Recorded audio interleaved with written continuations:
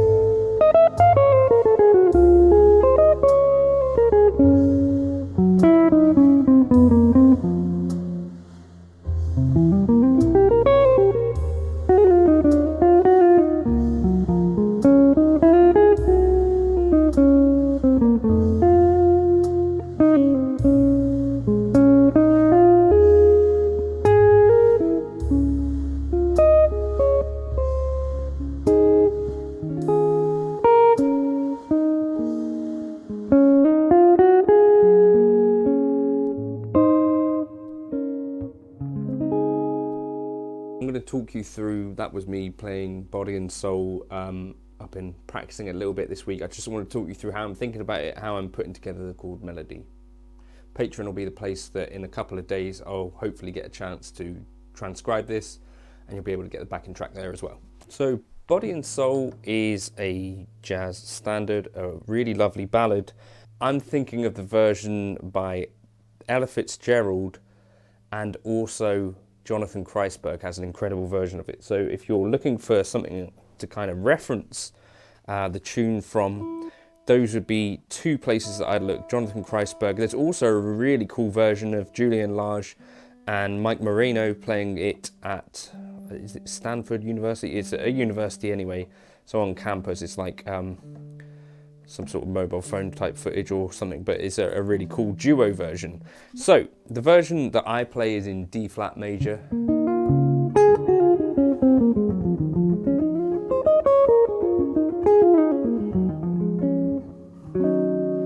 And I would start down here. We're going to need to be playing our E flat minor to start with, so sort of like chord 2. Right. So I was actually watching Martin Taylor talk about this stuff earlier in the week on TrueFi. Really great course talking about how he goes from sort of learning chords to adding sort of a bass line melody, then stripping it back, putting it back together. A really good course on TrueFire. TrueFire sponsors the channel, so where it's appropriate, I sometimes like to mention something that I've enjoyed of theirs, and that was one thing. One area that I differ from Martin is that I personally learn the melody first, as I then think that it makes it a bit easier to have something playing in the back of your head when it comes to kind of joining the dots on where the chords fall. So I would start with, this is how my process has been, learning the melody first. So I pick a version of the tune that I like, and then, so it might be Ella Fitzgerald, Peggy Lee.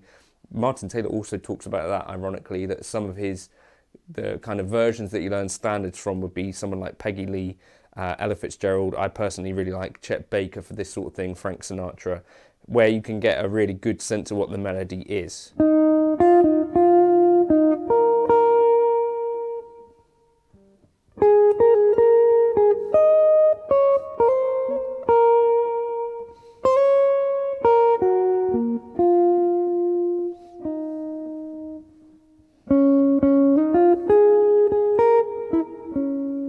So that's the melody essentially. So for that, I'm going to be playing it here, and I play my E flat minor.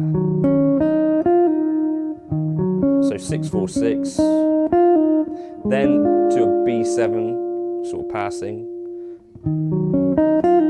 B flat 7. So like 6, 7, 6.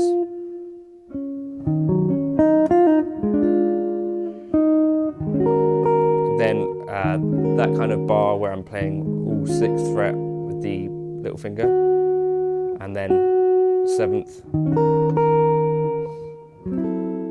And then we want like an A flat 7 altered. So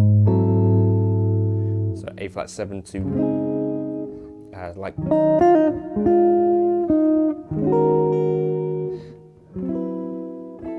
Or you could do like that. So something around that kind of area works nicely. So 4th and 5th fret, and maybe you could bar the 7th down to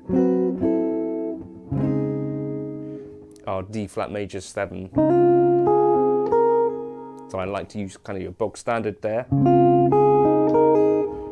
and jump up to our G flat 7, to an F minor, to an E diminished, and that's kind of tricky, but I like to keep the melody note in the top, so it means that I've got the 7th fret, 8th fret, 6th fret, and then 2 on the 8th fret, falling down to the 6th fret. In my head, when I'm improvising over that, I'm seeing that as a C7.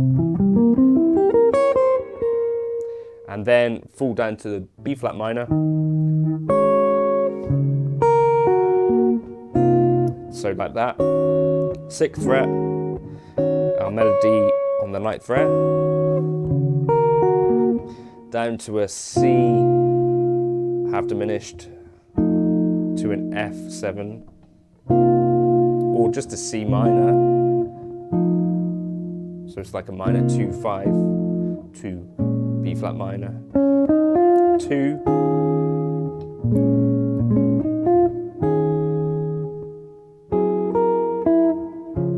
and then fall down to the 4th fret, 5th fret, 4th fret, and then back to our B flat 7, which we're using as like a turnaround to get back to E flat minor. And then it does the same thing again, so you could figure out a variation yourself or just play the same thing again.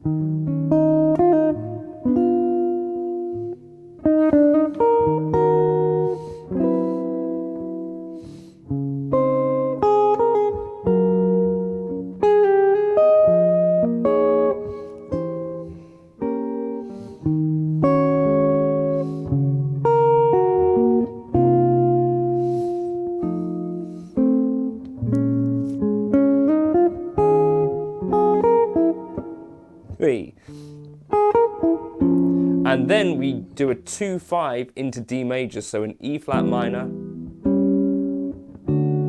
So you could play that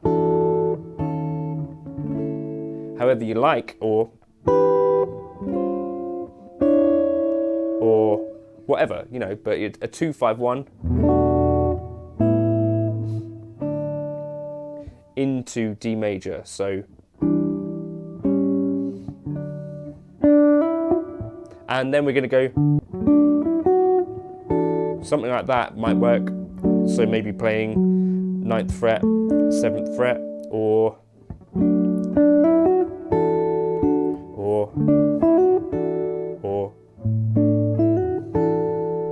up to 7th fret for our E minor, to a D major in first inversion. So 9, 7, 9, 10. Then G minor to C7 or C9 or C13. So you get that.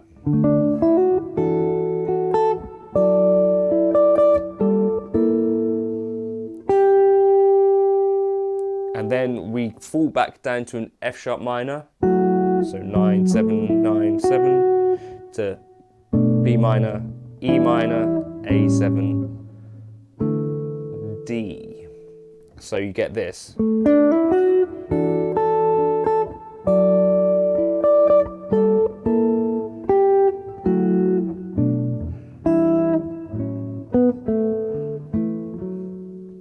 And then that D turns into a D minor. So we've got this thing then where we're kind of on the 2 and then the 5. So we repeat that same idea. So you get this kind of idea. So 5, 3, 5, 3.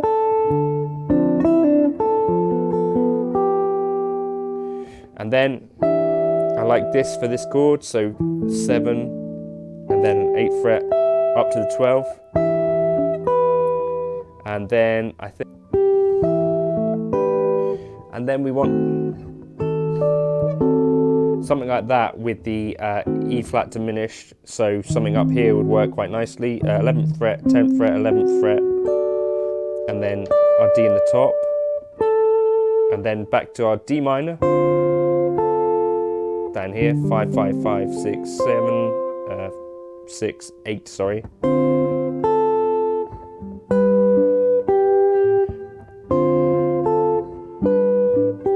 Something like that would work. 10, 12, 12, or that, or something. And then we need kind of 3 consecutive dominant 7 chords. So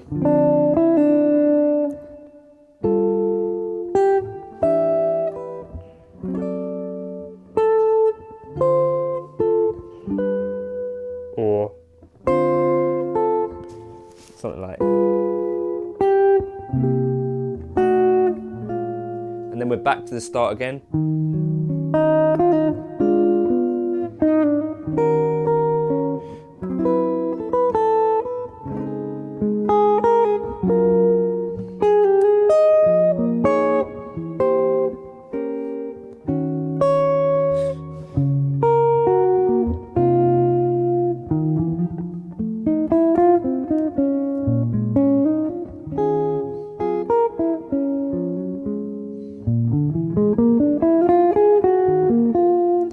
And I would worry about maybe being able to play the chord melody and the melody and remembering where all the chords are before you worry about trying to solo over it.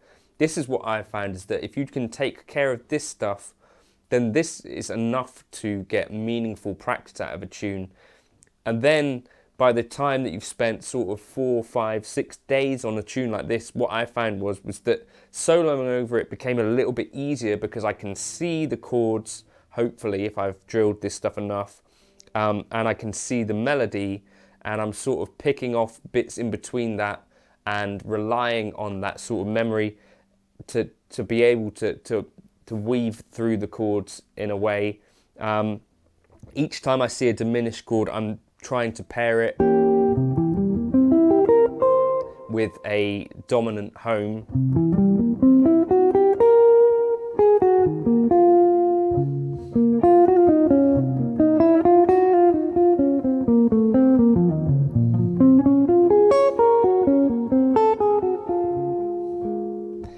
But yeah, that's how I would approach it. If you want the backing track and if you want the chord melody, Patreon will be the place for that. And what I'd also like to do is, if there's bits of the tune where there are like chord changes which you're like, well, what would someone play over that? I'd like to go and kind of look at a version, whether it's Kreisberg or Mike Marino or someone like that, and just try and pick apart what it is that they've done for that part and try and figure out, you know, where is home for all of these various kind of bits of chords. Once I've assigned in my head, you know, where these changes are going through, sort of harmonic analysis wise, I find then it's a bit easier to solo over rather than just looking at the changes and hoping for the best.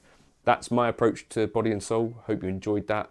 Leave a comment below if you want this video to not completely die on YouTube, because I think this sort of thing is a little bit tricky for the algorithm, but yeah, that would help me out if you could leave a pleasant comment.